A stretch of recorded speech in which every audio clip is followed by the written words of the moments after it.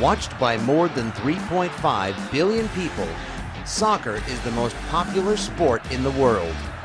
The game has the most rabid, dedicated fans, and nothing gets them more excited than when their team scores an elusive goal. Soccer is a total team sport. Scoring takes a collaborative effort, precise timing, and athletic prowess. And when attackers push past the opposing fullbacks, there's only one last line of defense on the pitch: the protector of the net, the goalkeeper.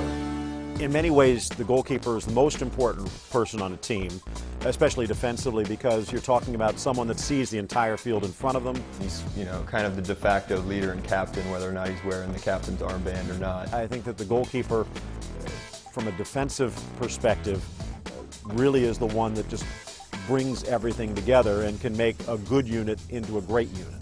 Well, you get the whole picture in front of you. You see the whole field, so you can tell your defender where to go, when to step up. One of the keeper's most important jobs is to position his defense on set plays. You'll see goalkeepers sometimes standing on the post trying to line up the wall and make sure that the last guy or the second to last guy is helping to cover that angle. He sort of is the one always standing in the back, directing his troops, if you will, making sure his defense is in line, all the places are covered. You really need to have a giant voice to be a good goalie. Communication, be it verbal, nonverbal, awareness, in many ways is even more important than the ability to actually just dive down and make a stop with your hand.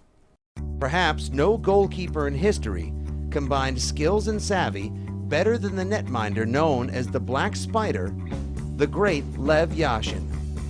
Famed for his all-black uniform, Yashin came to worldwide prominence for his exploits with the Soviet national team when it took home the gold medal at the 1956 Olympics. 4 years later, Yashin's team won the European Championships, and in 1963, he gained the unique distinction of becoming the only goalkeeper ever to be named European Footballer of the Year. He was a legend.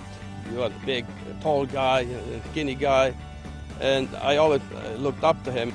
Lev Yashin, in many ways, is still viewed to be the best goalkeeper of all time. It was just the ability to read the game, play the angles, and the quick reactions that separated him.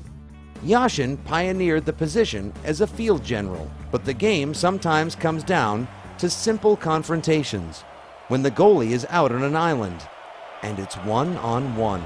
That's the keeper's toughest challenge and one of the most exciting plays in all of soccer: a breakaway. When a breakaway happens in soccer, it's definitely an interesting thing because it really is one-on-one. How the goalie deals with that is going to be very important. Does he come off his line? Does he come out beyond his 18-yard box even? You have to come out as quick as possible. The closer you get to the shooter, the smaller the target for them. But at no point during a soccer match does a goalie face more pressure than during penalty kicks. I definitely do a lot of research on players' tendencies, whether it's just keeping a notebook of who they're playing that day and what their strikers are going to do, and they know pretty much before the game starts. When I used to play, I always used to make notes, where players were shooting, and right-footed player, I used to go to my right, and left, I used to go to my left. 99% of the time, goalies do just take a guess. You have to cheat a little bit, otherwise you have no chance. I pick a side, yes. If a goalie plays poorly throughout the entire game and it ends up still going to penalty kicks, he can definitely sort of save his reputation by stopping a few PKs. And single-handedly, not too many team sports come down to that one man who basically controls the outcome of the game if he can stop that ball.